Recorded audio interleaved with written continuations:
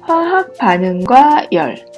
물질은 그 고유한 에너지를 갖고 있는데 화학 반응을 통해서 물질이 갖고 있는 고유한 에너지는 이렇게 될 수가 있어요. 예를 들어서 물질이 가지고 있는 고유한 에너지라는 것이 있다.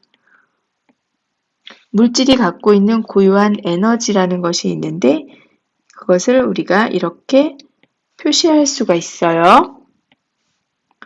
이 고유한 에너지는 반응이 처음과 끝이 이렇게 같을 수는 없어요. 에너지 값이 반응이 진행됨에 따라서 처음과 끝이 이렇게 에너지 값이 같은 반응은 없어. 그건 반응을 안 한 거지. 반응은 어떠냐면 하나가 더 이렇게 낮거나, 그죠? 이렇게 낮거나 아니면 이렇게 그렸을 때 반응의 에너지고요.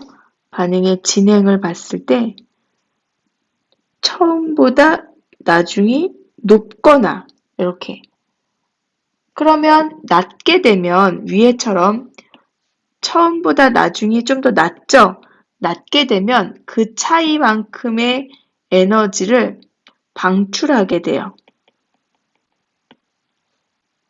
이만큼의 에너지를 방출하게 되는데 이때 방출하는 경우에 열로 방출하게 되고 그러면 열이 발생하게 되면서 이러한 반응을 발열 반응이다 라고 하는 거예요. 처음 반응물질하고 생성물질을 봤을 때 생성물질의 에너지가 더 낮으면 이게 발열 반응이다. 예를 들어서 나무하고요. 나무가 타고 나면 CO2랑 물이 되잖아요. 그럼 어느 게 더 에너지가 많아요? 나무가 많죠. 그래서 나무, CO2, 수증기 그러면 어느 게 더 에너지가 나무가 많아. 그러면 나무가 이것이 되는 이 차이만큼은 이 주변을 따뜻하게 해주게 되는 거지. 발열. 이러한 경우에 발열 반응이 일어나게 되는 거예요. 자, 그러면 처음보다 나중이 더 높아. 이런 경우에는 부족한 부분을 주변으로부터 흡수해야 되기 때문에 흡열 이렇게 되고 흡열 반응이 일어나면 주변이 시원해져. 모닥불을 피워 요리를 하거나 추위를 막을 수 있는 것은 나무가 연소할 때 열이 발생하기 때문에 그래요. 근데 선생님이 초기에 말했다시피 화학 반응에 있어서 처음과 끝이 에너지적으로 같은 경우는 없어요. 에너지는 낮거나 높거나 둘 중에 하나입니다. 그래서 화학 반응이 일어날 때는 열을 방출하기도 하고 흡수하기도 하는데 그 사례를 한번 보실게요. 자, 비커에 묽은 염산을 넣고요. HCl. 온도계를 넣었어요. 온도계는 운동 에너지의 척도라고 합니다. 아연 조각을 넣고 유리막대로 저으면서 온도 변화를 관찰했더니 이때 온도가 상승하게 됩니다. 온도가 올라감. 이것으로 무엇을 알 수 있냐면 여기에 얘를 넣으면 열이 발생하는구나. 그럼 열이 발생하는 것은 위의 그림 중에서 어떤 그림에 해당하냐면 요 그림에 해당하는 거죠. 열이 발생하는 것은 처음보다 나중이 에너지적으로 더 낮은 열이 발생하는구나. 두 번째, 이 수산화 바륨에 염화 암모늄을 넣고 온도를 측정했어요. 이렇게 하면 온도가 내려가요. 엄청 많이 내려가는데요. 이 결과로 무엇을 알 수 있느냐?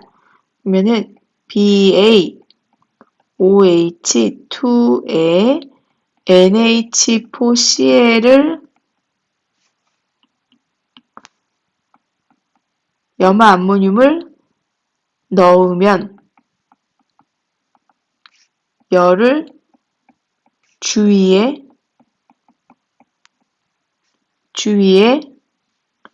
열을 흡수하는구나. 주위에 열을 흡수하게 되면 온도가 낮아지게 되는 변화가 있습니다. 됐습니까? 그러면 반응식을 좀 적어줄게요. ZN에 염산을 집어넣으면 ZnCl2 수용액이 되고 수소기체가 이렇게 발생이 하게 돼요. 자, 두 번째 BaOH2에 수산화 바륨이에요.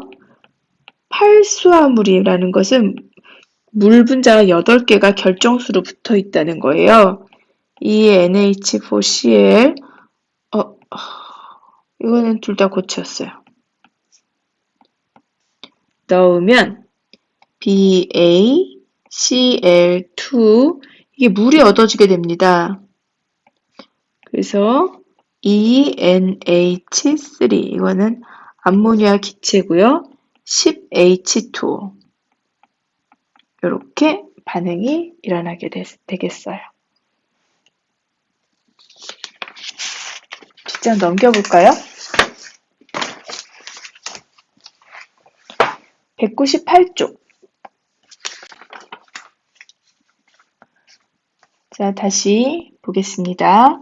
화학 반응이 일어날 때 에너지의 변화가 있게 되는데, 화학 반응이 일어날 때 에너지의 변화가 있게 되는데요.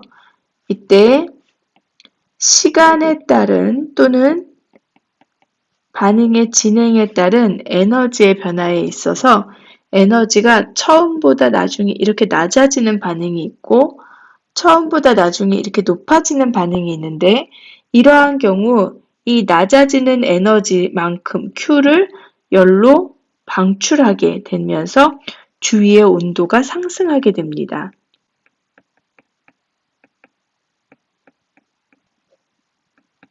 주위의 온도를 이렇게 상승시키게 돼요. 발열 반응은. 자, 흡열 반응은 이 부족한 만큼을 흡수해야 돼요. 그런데 열이라는 것은 항상 고온에서 저온으로 가거든요. 그러므로 여기 온도가 더 낮게 되고 여기에 들어오는 열 에너지는 온도를 높이는 데 쓰이는 것이 아니라 여기가 더 저온이라 그랬잖아요. 고온이고. 이렇게 해야지 에너지가 들어가거든요. 그것은 물질을 만드는 그 화학 에너지로 전환이 됩니다.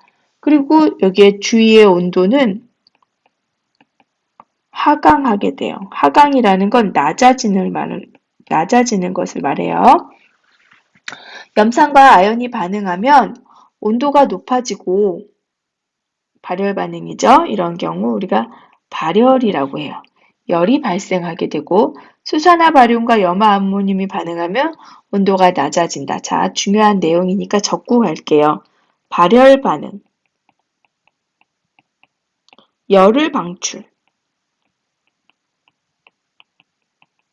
흡열 반응, 열을 흡수. 여기 다 써있네. 발열 반응, 흡열 반응. 그래서 발열 반응을 하게 되면 주위의 온도가 올라가고 흡열 반응하게 되면 주위의 온도가 내려가요. 자, 대표적인 발열 반응은 연소, 금속의 산화 반응, 금속과 산과의 반응, 산과 염기의 중화 반응이 있고, 그리고 이 베이킹 파우더의 탄산수소 나트륨의 열분해 반응, 이런 것들은 이제 열을 흡수해서 분해가 되기 때문에 흡열 반응인데, 이런 경우에 열을 인위적으로 흡수시켰기 때문에 온도가 내려가지는 않아요. 그렇죠? 왜냐하면 가열을 하잖아요. 빵 구우니까. 그래서 모든 흡열 반응을 한다 그래서 온도가 내려간다고 볼 수는 없는데. 예를 들어서 그 열의 출입이 있게 되면 열을 계속 공급해주면 온도가 내려가지는 않을 수 있지. 만약에 내가 얼음을 녹인다고 해보세요. 얼음을 녹여요. 얼음을 녹이는 것은, 얼음을 물로 만드는 것은 흡열 반응이에요. 그런데 내가 계속 온도를 높여줘요. 열을 공급해. 그러면 주위의 온도가 내려가지 않을 수도 있죠. 열을 계속 공급하면. 주위의 온도가 내려갈 때는 주위에서 열을 공급해주지 않을 때, 그럴 때는 주위의 온도가 내려가요. 자, 철의 산화 반응, 이런 거는 발열 반응입니다. 금속과 마그네슘의 반응, 이런 것도 발열 반응이고요. 이러한 발열 반응에 또 다른 예들이 있어요. 메테인의 연소 반응. 이러한 것들은 대표적인 발열 반응이에요. 또 메테인의 연소 반응 말고요. 수세 연소 반응. 그리고 수소기체가 타는 반응. 수소기체가 타면 물이 되거든요. 그래서 이러한 반응은 다 연소 반응이고 발열 반응이에요. 자, 흡열 반응 볼까요? 흡열 반응은 열분의 반응. 그죠? 가열했더니 됐다. 염화암모늄의 용해 반응은 흡열 반응. 이거는 이제 주변에서 열 공급을 적게 해주면은 온도가 내려가게 되고, 이 실험은 뭐냐면, 여기 밑에다가 물을 두었을 때, 물이 언다라는 거예요. 물이 얼만큼 온도가 내려간다라는 거지. 자, 흡열 반응의 예도 좀 적어 볼게요. CaCO3, 탄산칼슘의 열분의 반응. 가열하면 CaO랑 CO2로 나뉘어지는 열분의 반응. 이거는 얼마만큼 열을 에너지를 흡수하냐면, 선생님이 반응식 이상하게 써볼게. 여기에 178kJ만큼 에너지를 흡수해. 이런 식으로 쓸 수 있어. 흡열 반응. 자, 또 흡열 반응은 어떤 거 있냐면, 광합성 CO2, 6H2O, 그죠? C6H12O6 포도당이네요. 6O2. 여기에 이런 것도 흡열 반응. 이 세 가지가 아니라 사실 두 가지죠. 이런 것은 다 흡열 반응. 흡열 반응은 물질의 에너지가 많아지는 반응이에요. 그래서 화학 반응은 에너지가 낮아지는 반응이 있고 에너지가 높아지는 반응이 있는데, 낮아지는 반응은 발열이 되고요. 높아지는 반응은 흡열이 됩니다. 화학 반응의 열을 이용한 장치를 고안하기. 자, 그 생활 속에서 사용되는 예들인데요. 발열팩, 발열 반응, 손난로, 발열 반응, 냉각팩, 무슨 반응? 흡열 반응. 발열팩, 발열, 난로, 발열, 냉각팩, 흡열. 그래서 발열, 흡열이에요. 자, 산화칼슘하고요. 산화칼슘하고 이 물과의 반응인데요. 물은 H2O니까 L이겠죠? 그래서 CaOH2 AQ. 이게 76.9kJ만큼 방출된대요. 근데 열이 엄청 나요. 그래서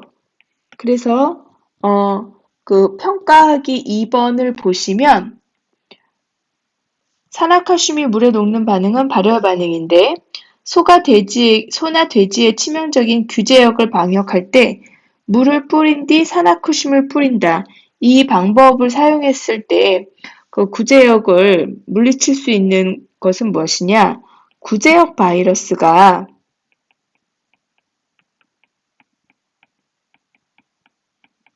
50도씨에서 죽는다고 합니다.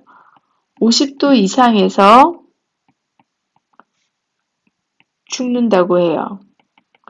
그것을 우리가 세균의 경우에는 사멸한다고 해요. 죽어서 없어진다. 멸종한다.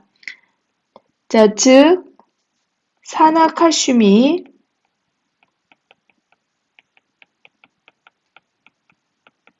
물이 반응할 때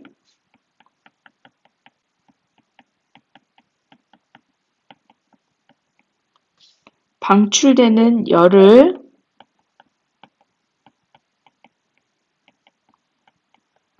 이용하여 바이러스를 죽임.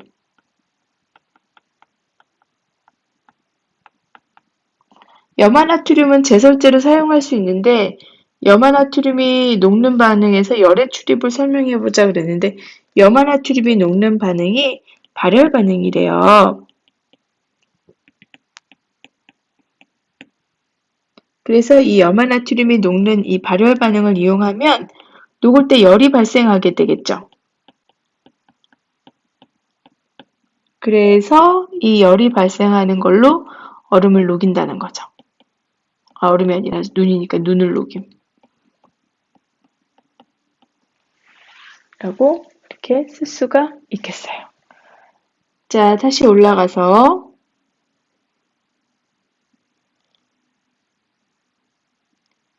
이제 누구 줄 차례죠? 아, 철과 산소의 반응. 철과 산소의 반응은 자, 4Fe 이게 철가루죠. 그쵸?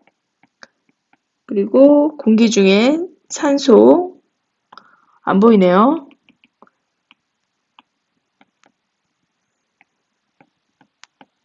산소 그리고 반응하면 EFE2O3 고체. 자, 이렇게 해서 약 1648.4kJ이 나온다고 해요. 잘 안 보이니까 요거 밑으로 좀 내릴게요. 이렇게 내린다고. 그다음에 얘는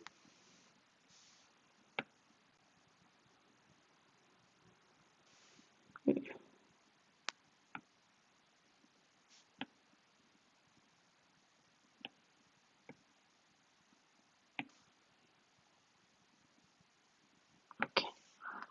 얘는 이렇게. 자, 그 다음에 이제 마지막 거 질산암모늄의 용해. 질산암모늄은요, NH4NO3 이것이 이제 질산암모늄이잖아요. 얘가 물속에 녹으면 NH4 플러스 AQ, NO3 마이너스 AQ 그러면서 마이너스 25.7kJ.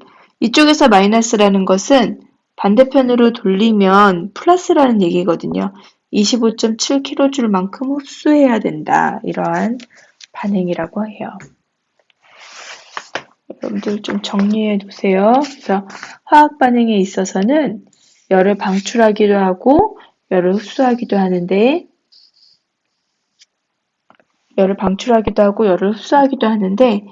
그 열을 방출하는 이런 반응은 발열 반응, 열을 흡수하는 이런 반응은 흡열 반응이라고 합니다. 자, 뒤에 볼게요.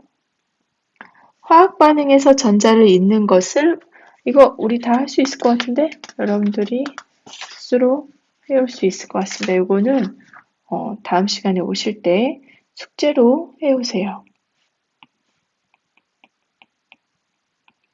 이 페이지가 몇 쪽이냐면 200이네요. 200쪽이고요. 계속해서 201쪽, 202쪽, 203쪽 이게 다 숙제가 되겠어요. 200, 201, 202, 203까지 숙제를 해오시고 당연히 검사하겠습니다.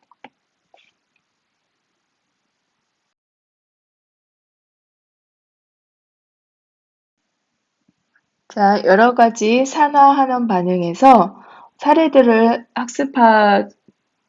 학습하도록 하겠습니다. 황산구리 수용액과 아연판의 반응에서요. 여기서 산화수를 보시면 아연이 0이고요. 구리가 플러스 2이며 아연 이온은 플러스 2이고 구리는 산화수가 0입니다. 그래서 아연과 아연을 연결하면 산화수가 플러스 2가 돼서 산화수 증가한 것을 볼 수가 있고, 구리는 마이너스 2 증감해서 산화수가 감소한 것을 볼 수 있어요. 이렇게 산화수가 감소하면 환원되었다라고 하고, 산화수가 증가되면 산화되었다라고 하며, 구리 이온을 산화제, 아연 금속을 환원제 이렇게 부르게 되며, 녹아 들어간 것, 지금 아연이 녹아 들어갔거든요. 이온으로. 그것이 구리보다 반응성이 크다가 되겠어요. 그래서 산화제는 구리 이온, 환원제는 아연 금속이 되겠어요. 자, 둘 다 개수는 그 산화수 증가한 절대값은 같기 때문에 개수는 똑같겠어요. 나트륨과 염소의 반응에서 나트륨과 염소는 둘 다 호돈수 물질로 산화수가 0입니다. 이거 반응식 틀렸네. NaCl에서는 Na가 플러스 1이고 Cl이 마이너스 1이에요. 여기 이거 지워주세요. 자, 연결하면 나트륨은 플러스 1로 산화수 증가, 염소는 마이너스 1로 산화수 감소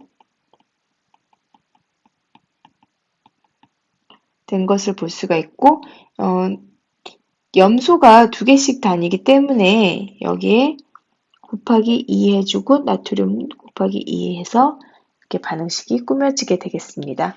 염소는 여기에 2가 있기 때문에요. 따로 개수를 쓰지 않겠고 나트륨에만 앞에 2를 써서 반응식을 마무리하겠어요. 자, 여기서 산화수가 감소된 것이 환원된 것이라서 환원된 염소가 산화제가 되겠고, 자기가 환원되면 남을 산화시켜요. 자, 그리고 나트륨은 자기가 산화됐죠? 산화되면 다른 것을 환원시키기 때문에 환원제가 되겠습니다. 자, 금속 아연을 묽은 염산에 넣으면 아연 표면에 수소기체가 발생하게 되는데, 여기서의 산화수 변화를 보시면 0, 플러스 1, 플러스 2, 0이 되겠고요. 아연은 플러스 2가 변했고, 수소는 마이너스 1씩 두 개가 변했죠? 그래서 결국 절대값이 똑같아서 개수는 이러한 식으로 변하게 되겠습니다. 여러분들께서는 반응식을 잘 만들 수 있어야 돼요. 알겠죠?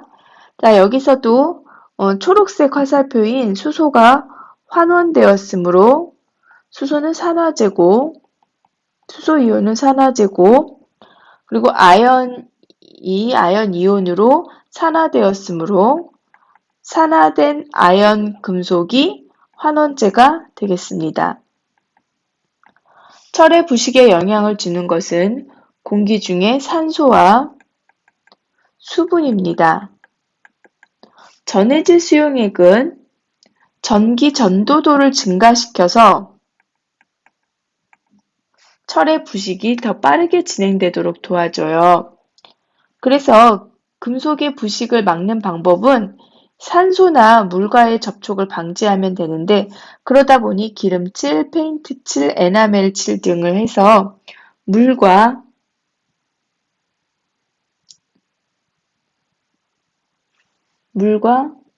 산소의 접촉을 방지합니다. 반응성이 큰 금속을 이용하는 방법이 있는데요. 그것은 철보다 반응성이 큰 금속을 연결해서 그것이 먼저 소모되도록 하는 거예요. 이런 걸 희생금속을 매단다라고 해요. 희생금속을 매단다라고 하는데, 희생금속으로는 주로 철보다 반응성이 큰 마그네슘이나 아연을 많이 사용합니다. 그것을 우리가 음극화 보호라고 하는데, 가스관이나 기름탱크에 마그네슘을 연결해서 또는 마그네슘보다 먼저 산화되도록 하는 거예요. 예를 들어서 이렇게 땅이 있다고 해보세요. 여기에 이렇게 기름탱크가 있어요.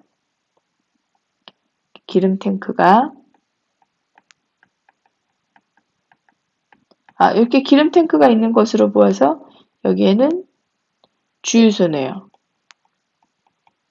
주유기가 있겠네요. 주유기. 자, 여기에다가 마그네슘을 매다는 거예요. 이렇게 해서 마그네슘을 매다는데 이때 이 마그네슘을 매다는 이 선은 구리선이죠. 구리선을 사용합니다.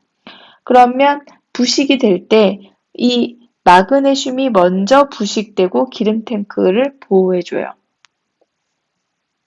그래서 마그네슘의 질량이 자꾸 감소되게 되겠어요.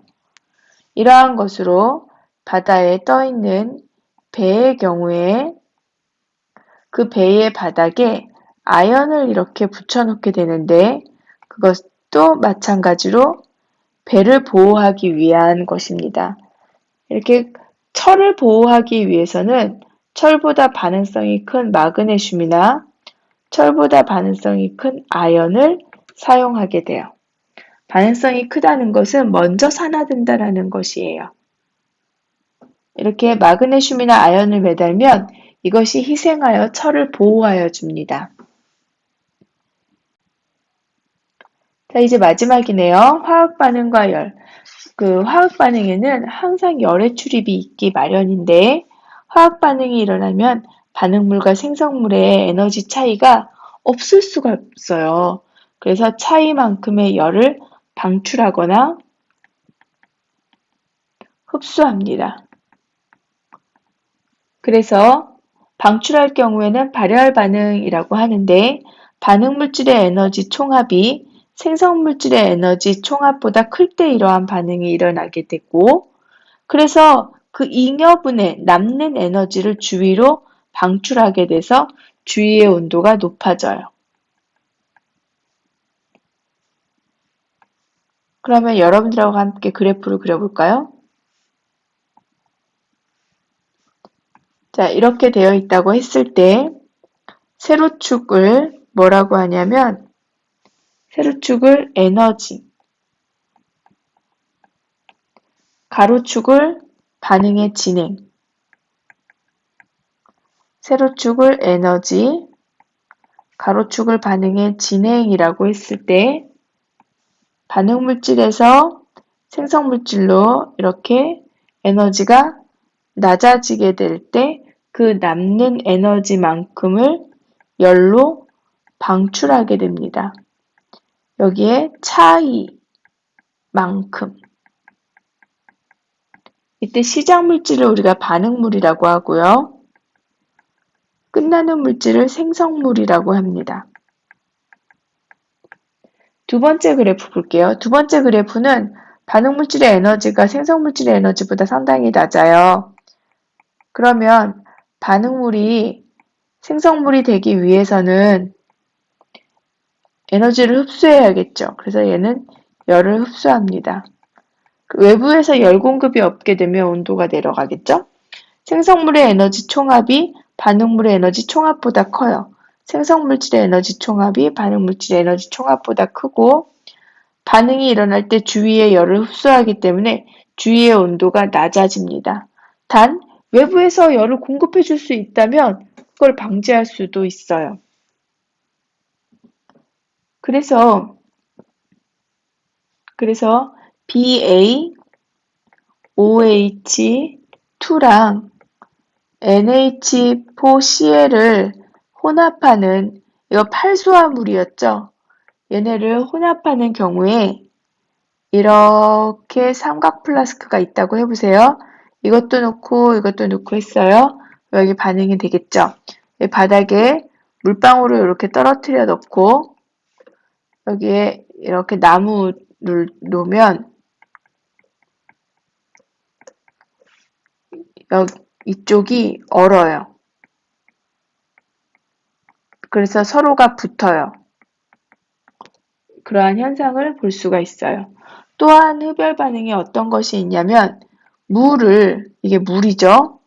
물을 그 팔뚝에다가 바르게 되면 시원한 느낌이 납니다. 그것은 물이 증발하기 때문인데 그 시원한 느낌, 그것이 온도가 내려간다는 거죠. 그죠? 그래서 물을 증발해서 수증기가 될 때 내 팔에다가 그거를 물 떨어뜨리면 시원함을 느낄 수가 있어요. 그리고 NH4NO3의 용해라든가 질산암모늄 용해 또는 NaHCO3의 열분해 이러한 것도 그 흡열 반응의 예예요. 그리고 광합성 이것도 흡열 반응의 예입니다. 자, 좀 더 구체적인 거 볼까요? 수증기가 액화되거나 물이 얼 때 열을 방출한다. 수증기가 액화되는 것은 수증기가 물이 되는 걸 말해요. 산과 염기가 중화 반응할 때 열이 발생한다. 메테인 가스나 휘발유가 연소할 때, 그래서 연소 반응은 뭐 다 발열 반응입니다. 물이 기화되거나 이거죠. 얼음이 융해될 때 열을 흡수하고요. 냉각팩 속의 질산암모늄이 물에 용해될 때 열을 흡수하고요. 식물이 빛을 흡수하여 광합성을 만들 때 열을 흡수합니다. 그래서 발열 반응과 흡열 반응의 예를 좀 알아두세요.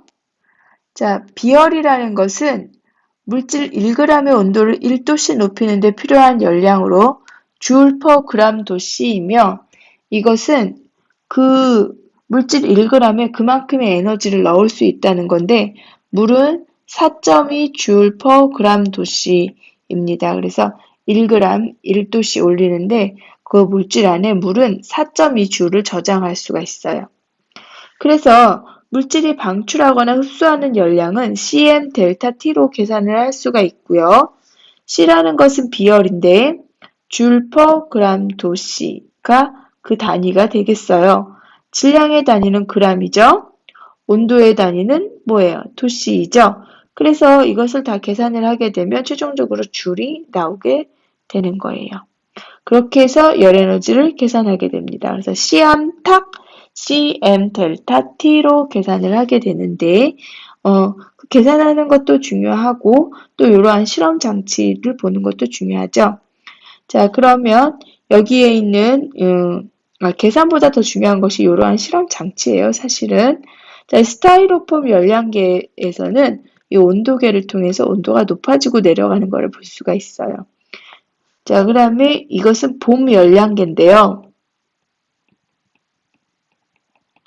이 봄 열량계는 시료 접시가 있어요. 강철동이 있고 시료 접시가 있고 그 안에 점화선을 연결해서 여기에서 시료를 연소시켜요. 그러면 연소되는 열을 누가 흡수하냐면 여기에 있는 물이 흡수해요.